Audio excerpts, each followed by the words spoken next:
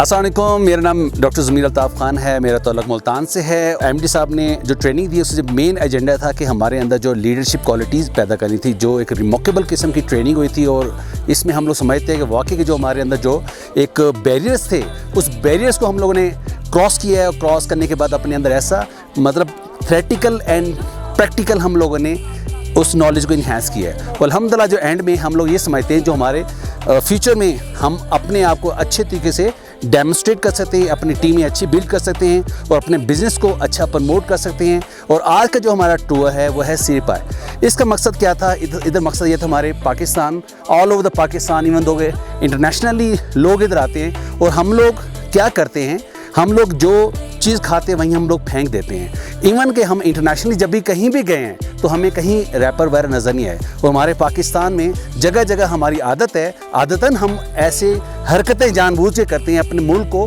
ख़राब करने के लिए। अब बजाय अपना इमेज अच्छा शो करने के हमारा बैड इमेज पड़ता है। और आज जो टाइम्स का जो हमारा इधर एजेंडा था वो ये था कि जो डस्ट और इस तरह से कूड़ा क्रिकेट था उसको हम लोगों ने सब पूरी टीम ने कैरी किया है और एक बॉक्स में इकट्ठा करके हम उसको बाहर थ्रो करेंगे। बट मकसद क्या था? Clean green Shogran Pakistan. Happy 26th anniversary times, better life.